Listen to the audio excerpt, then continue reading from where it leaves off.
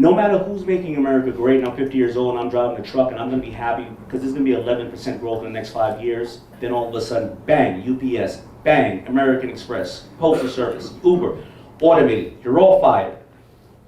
What am I gonna do then? Because I'm sitting here telling you that America's gonna be great and I'm gonna be good forever. Yeah, I mean, look, that's going political. Like anybody that thinks the President of the United States, whether it's Barack or Donald or Bernie or Hillary, is gonna help them, they're a fucking loser. Straight up. Absolutely. I promise you, you are. That means you need somebody, so whether your president is for minorities and females, or your president is, for the 26-year-old white male that's got no skills, here's the punchline. The market is the market. What is the 54-year-old gonna do? Adjust. Or lose. Right, but how do we get that message out to say, you know what, you could probably drive a truck to your 55, you can program and tech and do those till you're 90. Talking to BMW, they said that they can't get enough kids to be technicians because their theory is the old mechanic with the big grease on his shirt. I was talking to the head of the heavy machinery operations, meaning crane operators. They said their jobs are empty for 15 months. These kids can go to school for 1 year, come out and make $150,000, but yet they're going to a school. 50% of them will retire with a title of a job that doesn't exist today. They're staying in school for 4 years, half of it's digital classes, they're leaving with $300,000 in debt and they still don't know how to operate anything. So how do we get the parents in this room to save that money? How do we get the kids in this room, well not the kids in this room, but who's gonna watch us online, to understand what they need to do and move ahead and not think a diploma is gonna save me, the president is gonna save me, welfare is gonna save me, or anything else. What happens then? What needs to happen? Carnage. Carnage needs to happen. People are complacent. Here's most people's strategies in life.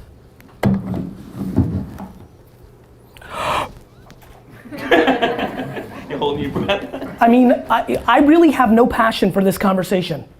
Like, if you are not capable in 2017 to Google shit and figure out what's going on in the world, fuck you. I'm being dead serious. By the way, I'm being really serious. Like, what role does the government play, or thought leaders, or this and that? Whatever that cliche statement of like the teacher comes when a student is ready, right? I believe in that thing. Like I don't know, like I'm not, lots of things happen. Like lots of things happen in life, right? I woke up one morning and realized, you know what, this liquor shipping law is never gonna get better.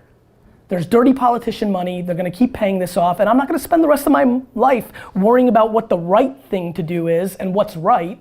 No, they're gonna keep paying off politicians state by state, and because I'm the biggest, I'll always be picked on. So I adjusted. I started over. Like this whole wine library thing, and I got so lucky, guess what? I own 0% of Wine Library because it was under my father's name, so I had no collateral to even start it. I started VaynerMedia by getting somebody to pay me $80,000 to do a marketing campaign, and I built it. And so that's what's gonna happen, and everybody has their version. Not everybody has my business talent to build billion-dollar companies, but if you're making $74,000 or $197,000 or whatever you're making, and your market gets fucked, I don't see truck driver Johnny feeling bad for Rick, the bookstore owner, because Amazon came along. This has happened forever. This is not the first time that innovation fucked shit up. Nobody's crying for the farmers in middle America. Nobody's crying for the people in Cleveland who own the docks. This is what always happens. So this is what's up now. And so what 55-year-old Charles has to do when he is out of a job is get another job. Whatever that job is. So if Charles is smart and has skills, he's teaching himself something now to be ready for 3 years from now. But Charles wants to watch football. But Charles wants to drink at the bar. So he needs to put his 20% into what's going on in the future. Mister, that's right. And bank that. You're damn right. I know tens of thousands of people, and I know thousands of people extremely well, and I know hundreds of people deeply well. There is no correlation between how much money someone makes and their level of happiness. I have friends who make $47,000 a year and are the happiest people I know. Their work-life balance is on point. They're part of 2 soccer teams. They play video games. They watch every show they want. They take 2 vacations that they scrap together, and they're freaking happy as hell. and I know tons of people who I grew up with in the Silicon Valley boom who have hundreds of millions of dollars in their bank account and are as miserable and as lonely and as broken as you'll ever see. So I implore all of you to please reverse engineer and figure out who you are and figure out what level of monetizing and stuff you need and what level of creativity you need. I promise you one thing that will catch you very off guard. I should be way more rich. I leave money on the table every day. I've left ungodly amounts of money on the table. I spend tons of times sending DMs and engaging with people, meeting people randomly and not cashing in. I actually believe the statement I'm about to make. I think that I love the journey and the game of entrepreneurship so much that I have subconsciously sabotaged my financial upside to make sure I can play this a little longer because I fear if the numbers keep getting too big, eventually it will take the fun out of it. When you are lucky enough, like I am, to actually do something that you love so much, do something that puts pressure against the one thing you care about besides it, which is the time I spend with my family. My family is my whole life. And being this and doing this is the only thing that cuts into that. I couldn't breathe if I wasn't an entrepreneur. I didn't breathe when I wasn't an entrepreneur. That's the reason I got D's and F's in school, because I just couldn't be me. And I'm not capable of that. And so I think being here excites me because I think coming to not LA, San Francisco, New York, London is always more fun for me. It always feels a little more practical. It always feels like there's a little bit more chips on the shoulder, which is what I have. But I want to remind everybody, just because you didn't grow up with a trust fund, just because you don't live in Silicon Valley, the market doesn't care. If you're good enough, you will win. So when I was a young kid, I made a lot of money selling baseball cards and comic books and toys. And then I started working for my dad's business, and I was making, when I was 22 to 28, I was making $35,000 to $55,000 a year, but I had no expenses. I didn't go on vacations. I didn't buy fancy things. So I saved my money. And then when I had hundreds of thousands of dollars. I didn't have millions. And by the time I was 33, 34, when I had that opportunity, I'd still not bought a home. I was still in an apartment. I was 33 years old and I was renting. And because I was saving cash to go on the offense. And so when I had a chance to invest in those companies, I put hundreds of thousands of dollars, not millions, but those hundreds made millions, made tens of millions. And so that's it, nothing crazy, I didn't have any crazy advantage. There's a lot of people that make $55,000 a year when they're 23. The problem is they go to Coachella and they want to buy a watch and they want to buy a BMW, and I didn't. So I ate shit for 13 years, and then I had a moment and I struck. So what should we do, Garyvee? Let's wrap this up. Yeah, what should we do? What should people do? People should fucking stop complaining. Right. People should figure out who the fuck they are. Good call. People should not listen to America propaganda of fixing the shit they suck at. They should be tripling down on what they're good at. They should be competent in certain areas, but you're not gonna become Beyonce or, like your bone structure is a certain way. Like you're not gonna solve everything. Your IQ can get a little bit better, but don't worry about the incremental. Figure out what you fucking puts you on fire and you're halfway decent at. If you're lucky enough right now to be listening and you're good at what you like, become tunnel fucking vision.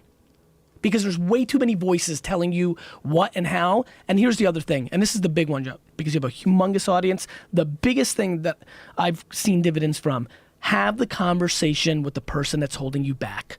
The reason most people who are listening right now are not doing that thing is they're worried about the opinion of somebody, usually their mother, usually their father. And the reality is that your spouse may be the person holding you back, and you have to have that conversation. Cut them off. We have to get to a place where you're doing you, because the number one thing that scares the fuck out of me is regret.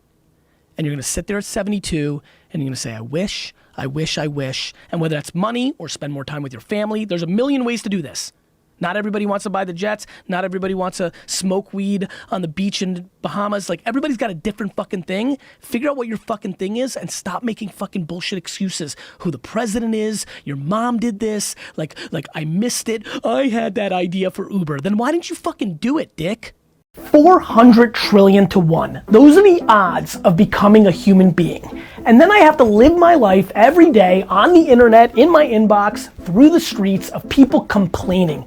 The fuck are you complaining about when you've only got one life and you actually got one? You are more likely to win the lotto 10 times in your life than actually having one. So can we please make this video the moment when you decide to stop dwelling, stop crying. Don't tell me how you blew your knee out in high school. Don't tell me that your dad was an alcoholic. It is time to take control. What are you gonna see sitting at 80, 90 years old in a retirement home, regretting all the things you didn't do? Please take life by the throat before it takes your throat and go out and execute. Everything that happened has happened. No more dwelling, no more complaining. The only people that are listening to you are other loser friends. So right now, wrap your head around this ridiculous gift that you were given. It's called life. You're using your fucking eyes to watch this and your ears to listen. Go step out and do your thing. The one thing you've always wanted to do, or the 10, 50, 100 things you've always tried to do. Because the only thing that's keeping you back is the other people that are judging you, and who gives a fuck about them? I swear on my fucking kid's health, I'm obsessed with losing. I fucking love losing. I love losing because I know exactly what you're thinking about my loss, and I can't wait to stick it in your fucking face when I come back. I remember once my grandma said that I was lazy because after 7 hours of fucking dragging wood in my parents' backyard, I was like, I need a break, because she's old school Russian gangster. And I remember laying there and her drilling me, and me thinking to myself, I'm gonna fucking stick it to you, grandma, like nobody's ever like I like losing. Like when the Yankees and Rangers won their championships, I stopped rooting for them. People like laugh at me like, you're a Jets fan? I love being a Jets fan. I'd hate being a Seahawks fan because you won, it's over, the climb's over. What are you fucking fearful of? Like your sister making fun of you because she's got a better job? Fuck her. That's my answer. Don't forget, my friends, you could be winning 28-0 at halftime and lose. So your older sibling that's got a great fucking job could be a crackhead next year. Could.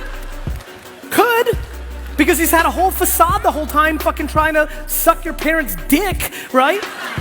And he's actually insecure inside and something went wrong at the office and he starts fucking doing coke on the side. Like, guys, don't you understand how this is played? This is real. I'm being serious. Who gives a shit if you're losing when you're in college? You got 80 fucking years to stick it to them, bro. I recommend fucking up on purpose. I'm being serious. It's so much better to like eliminate expectations from the get. Then you're playing with house money. If you're scared of other people's opinion, fuck up on purpose, then everybody thinks you suck shit, then it's all upside. Everybody's like, I'm telling you, I'm not joking. By the way, maybe that's what happened to me.